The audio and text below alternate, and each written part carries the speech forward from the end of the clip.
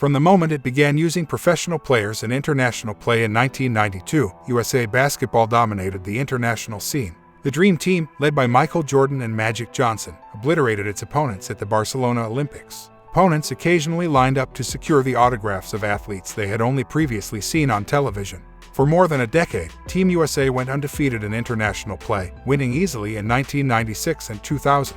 However, the global hoops community began catching up in 2002. The reckoning for USA Basketball came at the 2002 FIBA World Championship in Indianapolis, when a talented Argentina squad led by now retired Spurs star guard Manu Ginobili stunned the United States, 87-80. It was no fluke. Team USA suffered a humiliating defeat to lightly regarded Puerto Rico in its first game at the 2004 Olympics 2 years later. Puerto Rico not in any way at all intimidated by the talent of the United States. And it only earned a bronze medal after Argentina again triumphed in the semifinals. This is a nightmare right now for the United States. So for the first time since the NBA players participated, the United States then failed to win it all at the Olympic Games.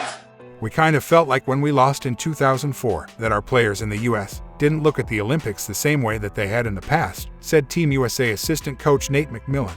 We had a bad rep from some of the games. People said we had attitudes. We had a bad reputation, and we wanted to bring that back. We wanted to be respected. We wanted to come across as the best in the world at this game that we were once considered. In 2005, USA Basketball chairman Jerry Colangelo led a complete overhaul of the program. The goal was to assemble basketball's version of the Avengers. Some of you had a bad experience a few years ago. This is a whole different time. It's a whole different place. We're going to make things different. He wanted to install a committed team after several key players dropped out in the lead-up to the 2004 debacle. He asked for 3-year guarantees from the players. He brought in marquee talents like LeBron James and Milwaukee Bucks sharpshooter Michael Redd. But the key was getting the buy-in from the greatest basketball player in the world that time, the one you cannot fake an effort around. The great Kobe Bryant. Kobe's the guy, and LeBron, and he's like, okay, he's the guy you can touch. You can't touch Kobe. He's one of the best in the world. But then Kobe was around, and it was just, I mean, the way people reacted to that guy was crazy.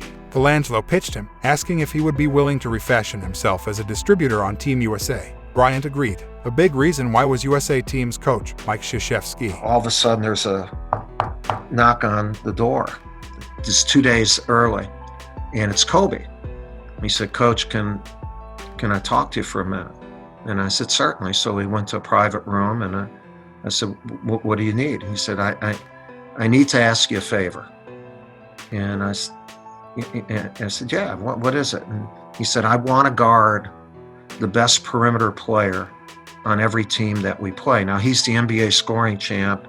He's the best player in the league at that time. He pauses, and his eyes. He and Jordan had the same eyes. They killed you with their eyes, and he leans forward, and he said, "Coach, I promise you, I'll destroy him." Coach K, a former West Point grad, instilled in his players the importance of representing their country. He brought in military generals to speak with the players, as well as Navy SEALs, who shared some of their insights on what it meant to serve. Kobe was taken aback by the stories of the service members. Basketball was a call to duty, our small way of representing the United States of America, he recalls. You can play for the Los Angeles Lakers, you can play for the Spurs, the Heat, the Mavs, whoever, but it's different when you put on a USA jersey because now you're playing for country. It means everything. I've been looking forward to this for a while, and to be in this position now, to be able to represent our country, man, it's special. It's special. After missing Team USA training camp in 2006 with a knee injury, Kobe made his debut the following summer while the team was preparing for the FIBA Americas Championship. His first day of practice when that team got together that summer, he set the tone, Colangelo says. The very first play, the very first scrimmage, there was a loose ball, and here's Kobe Bryant diving on the floor.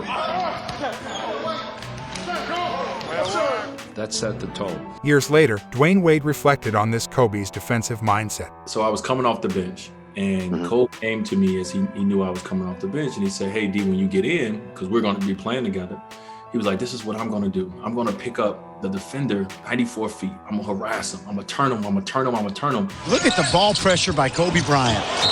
And once they get to half court, I've turned them enough. I want you to, because Kobe knew I was fast. He knew I was quick. And so he was like, I want you to shoot at him, you know what I mean? Like to come and trap or to come and get a steal. But for me, I looked at that. I'm like, I'm the younger guy. I'm the least accomplished guy in this group. I should be the one that you say. He should have told me, D, you go pressure, and I'm going to do that. But his mindset wasn't that way. His mindset was, listen, all Kobe cared about was defense. When he knew that me and he was going to play together, he was like, I don't care about the offense. I just know that we're two dogs on the both ends. It's going to be number 10 and number 9 on each side of the floor, and defensively, we're going to be dogs. There was speculation about how Bryant would mesh with other players. The talk was always going to be between LeBron and Kobe. Jason Kidd, the team's oldest player, said, can they get along? Can the two alpha dogs coexist? Bryant was a bit polarizing at first. In some ways, he was a little bit of a loner, Colangelo says. People didn't really have a good read on him.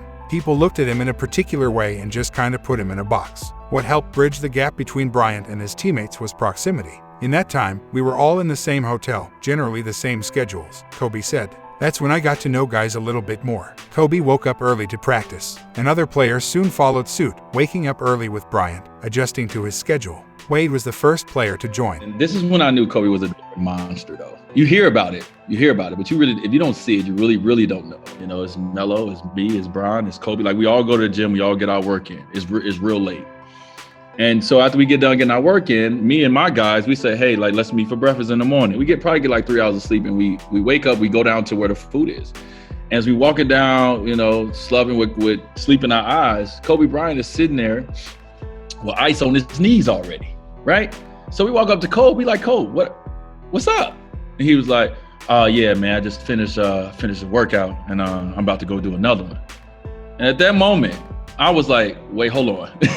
We just worked out about 3 hours ago. You know what I mean? And like, you've done another workout and you about to go do another one.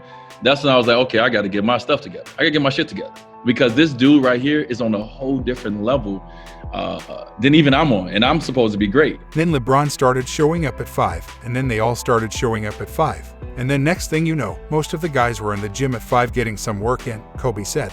That time in the gym built a kinship among teammates and became known as the Olympic Breakfast Club. Me and guys started getting up really early and coming in to join me in my workouts and staying late with me and shooting after. And that's how I came to know the guys much better, Kobe says. With his peers' ears, Bryant turned his focus to film study. He requested, received, and reviewed footage of each national team's primary scorers. He thought his opponents had an advantage. NBA games are easily accessible. The world could study their moves and habits. Since there was a lack of game film to review, Kobe cautioned his teammates not to be overly confident.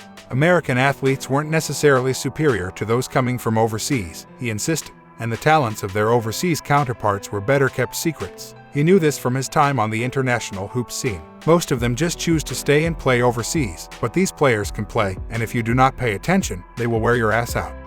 When it came time to play in Beijing, Kobe set the tone for Team USA early. In one of the early games against Spain, he traced Rudy Fernandez's route to behind the three-point line and noticed Pau Gasol planted in his path, setting a screen. Pau had recently been traded to the Lakers, and he and Bryant had reached the NBA Finals that season.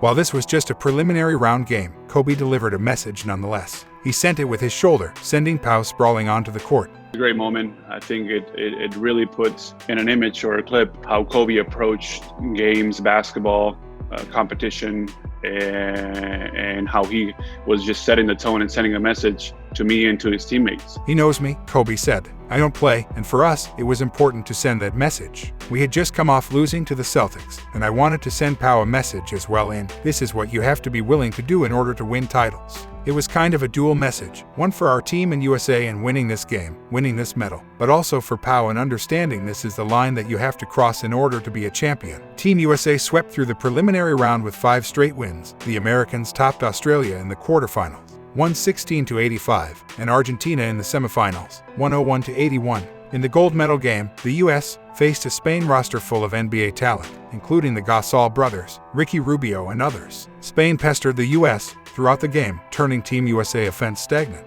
Team USA got things together. Led by Kobe and Wade, they finally closed the door on Spain, winning 118-107. It was a lot of fun, Jason Kidd said. Those guys celebrated. And I think from that there was a lot more respect for one another, as not just basketball players, but as a person.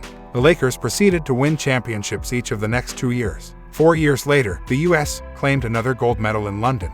But what the Redeem team did in 2008 remains the standard, and largely because of Kobe. He was able to be an alpha dog on a team of alpha dogs, but he also learned a lot from his peers. I think for LeBron, he benefited from Kobe, and I think vice versa, Kidd said. I think you can look at Kobe and everybody got better. Everybody had great years the following year. Those guys got better seeing Kobe in that light. Colangelo still looks fondly on what the Redeem Team accomplished. One of my great joys was watching him during the time with USA Basketball, how he came out. He was a different guy, at least perception-wise. He led. That's how he fit in. It was different. If anyone had seen or known Kobe in his Laker days before all the Olympic stuff, that was one thing, Colangelo adds. I think the Olympic experience gave people a different viewpoint about Kobe, and I think the experience helped Kobe going forward.